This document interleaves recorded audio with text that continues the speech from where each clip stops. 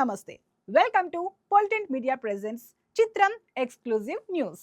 నేను మీ తరంగిణి. ప్రపంచ వ్యాప్తంగా కలెక్షన్ సునామీ సృష్టించిన కల్కి 2898 ఏడి సినిమా గురించి ఓ సెన్సేషనల్ న్యూస్ బయటకొచ్చింది. సీక్వెల్ లో బాలీవుడ్ స్టార్ హీరోయిన్ దీపికా పదుకునే ఇకపై భాగం కాబోరని వైజయంతి మూవీస్ తమ అధికారిక ఎక్స్ ఖాతాలో ప్రకటించింది.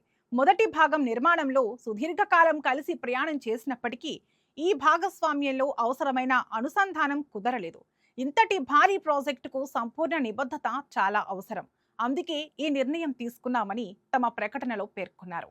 నాగ్ అశ్విన్ దర్శకత్వంలో ప్రభాస్ కథానాయకుడిగా వచ్చిన కల్కి 2898 ఏడి 2024 జూన్ 27న విడుదలై ప్రపంచవ్యాప్తంగా ఘన విజయం సాధించిన సంగతి తెలిసిందే. ఈ చిత్రంలో సుమతి అనే కీలక పాత్రలో దీపిక నటించారు. గర్భవతిగా ఉన్నప్పటికీ షూటింగ్లో పాల్గొని తన నటనతో విమర్శకుల ప్రశంసలు అందుకున్నారు. కథానుసారం రెండో భాగంలో సుమతి పాత్రే అత్యంత ప్రధానమైనది. అలాంటి సమయంలో ఆమె ప్రాజెక్ట్ నుంచి వైదొలగడం చర్చనీయాంశంగా మారింది. దాదాపు 600 కోట్ల రూపాయల భారీ బడ్జెట్తో తెరకెక్కిన ఈ సైన్స్ ఫిక్షన్ చిత్రంలో అమితాబ్ బచ్చన్, కమల్ హాసన్ వంటి దిగ్గజాలు నటించారు. సంపూర్ణ నిబద్ధత అవసరం, కానీ అనుసంధానం కుదరలేదు. అందుకే ఈ నిర్ణయం అని పేర్కొన్నారు. కథలో సుమతి పాత్రే కీలకం కావడంతో ఇప్పుడు ఈ పాత్రను ఎవరు పోషిస్తారన్న దానిపై ఆసక్తి మరింత పెరిగింది. మంచు కుటుంబం నుంచి కొత్త థ్రిల్లర్ దక్ష రేపు రిలీజ్ కాబోతోంది. ఈ సందర్భంగా మంచు మనోజ్ సోషల్ మీడియాలో తన స్పందన పంచుకున్నారు. ట్రైలర్ చాలా ఇంటెన్స్ గా, పవర్ఫుల్ గా ఉందని, తన సోదరి మంచు లక్ష్మిని ఇలాంటి థ్రిల్లర్ లో చూడటం చాలా ఎగ్జైటింగ్ అని తెలిపారు. తండ్రి మోహన్ బాబు, నటీనటులు, దర్శకుడు ఎంవి కృష్ణకు బ్లాక్ బస్టర్ విజయం దక్కాలని ఆకాంక్షించారు. ఈ చిత్రంలో నటిస్తున్న విలక్షణ నటుడు సముద్రఖని, దర్శకుడు ఎంవి కృష్ణతో పాటు ఇతర నటీనటులు విశ్వంత్, చిత్ర శుక్లా, సాంకేతిక నిపుణులకు కూడా ఆయన ప్రత్యేకంగా శుభాకాంక్షలు తెలియజేశారు. కుటుంబ సభ్యుల సినిమాకు మద్దతుగా మంచు మనోజ్ చేసిన ఈ పోస్ట్ ప్రస్తుతం సోషల్ మీడియాలో అందరి దృష్టిని ఆకర్షిస్తోంది. కొత్త కాన్సెప్ట్లతో ఎప్పుడూ ముందుకు వచ్చే విజయ్ యాంటోనీ ఈసారి భారీ బడ్జెట్తో భద్రకాళి సినిమాతో సిద్ధమయ్యారు. తన కెరీర్లోనే అత్యధిక బడ్జెట్తో నిర్మించిన సినిమా ఇదేనని తెలిపారు. వెనుక ఎవరూ లేరు, ప్రతి రూపాయి నాదే అని స్పష్టంగా చెప్పారు. అయితే ఈ సినిమా ప్రమోషన్స్లో విజయ్ యాంటోనీ మాట్లాడిన మాటలు చూస్తే అతను చాలా రిస్క్ చేశాడనే విషయం మాత్రం అర్థమవుతుంది. నిర్మాతగా తన కెరియర్లో అత్యధిక బడ్జెట్తో నిర్మించిన సినిమా ఇదేనని చెప్పారు.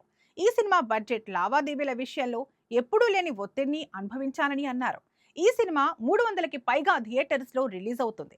విజయ్ యాంటోనీకి ఈ సినిమా ఘన విజయం అందుకోవాలని అభిమానులు కోరుకుంటున్నారు. రికార్డులు బద్దలు కొట్టిన యానిమేటెడ్ చిత్రం మహావతార్ నరసింహ ఇప్పుడు ఓటీటీలో సెప్టెంబర్ 19న మధ్యాహ్నం 12:30 నెట్ఫ్లిక్స్లో స్ట్రీమింగ్ కానుంది. 40 కోట్ల రూపాయల వ్యయంతో రూపొందిన ఈ సినిమా 53 రోజుల్లోనే 250 కోట్ల రూపాయల వసూళ్లు సాధించి రికార్డు సృష్టించింది. శ్రీ మహావిష్ణువు నరసింహ అవతారం ఆధారంగా కన్నడ దర్శకుడు అశ్విన్ కుమార్ ఈ సినిమాను రూపొందించారు. ప్రముఖ నటి సౌందర్య ప్రమాదానికి గురై చనిపోయిన హెలికాప్టర్లోనే తాను ప్రయాణించాల్సి ఉందని మీనా షాకింగ్ విషయాలు వెల్లడిస్తూ 2004లో హెలికాప్టర్ ప్రమాదంలో మరణించిన నటి సౌందర్యతో తనకున్న స్నేహాన్ని నటి మీనా గుర్తు చేసుకున్నారు. తెలుగు నటుడు జగపతి బాబుకు ఇచ్చిన ఇంటర్వ్యూలో మీనా మాట్లాడుతూ తాను సౌందర్య సన్నిహితులమని, వారి మధ్య పోటీ ఎప్పుడూ ఆరోగ్యకరంగానే ఉందని అన్నారు. మా మధ్య పోటీ ఎప్పుడూ ఆరోగ్యకరంగానే ఉండేది.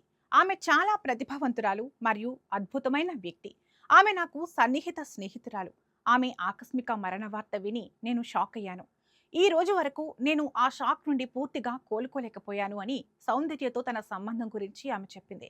ఆంధ్రప్రదేశ్లో జరిగే బీజేపీ రాజకీయ ప్రచార కార్యక్రమానికి హాజరు కావడానికి తనను ఆహ్వానించారని, ప్రమాదం జరిగిన రోజు సౌందర్యతో పాటు అదే హెలికాప్టర్లో ప్రయాణించవలసి ఉందని కూడా ఆమె వెల్లడించింది.